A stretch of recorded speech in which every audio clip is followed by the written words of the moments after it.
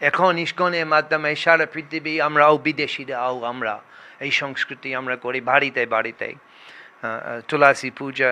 এবং যখন আপনারা দেখবেন মায়াপাড়ে এসে আপনারা দেখবেন কত হাসা কোটি কোটি বিদেশি ভক্তরা মা গঙ্গা স্নান করেন, মা গঙ্গা স্নান করেন। এই হচ্ছে এই ভারতভূমি এর সংস্কৃতি এবং আমাদের খুব ভালো লাগে। আমিও ছোট্ট একটা খুঁটির আমি থাকি অবস্থান করি এই নবদ্বীপ ধামে মা গঙ্গা পাশে, এবং আমি মা গঙ্গা কৃপায় বৈষ্ণবদের কৃপায় প্রায় প্রতিদিন মা গঙ্গা স্নান করি। এবং সে আমাদের বাড়িতেও তুলসী পুজো হয়। আমরা যখন পূজা করি তখন তুলসী দেবী থাকে এবং ভোগ লাগানোর সময়, এবং এখানে আমি উপলব্ধি করি এভাবে রাধা মাধব তুলসী দেখি জুড়ায় প্রাণ মাধব তো শনি জানি।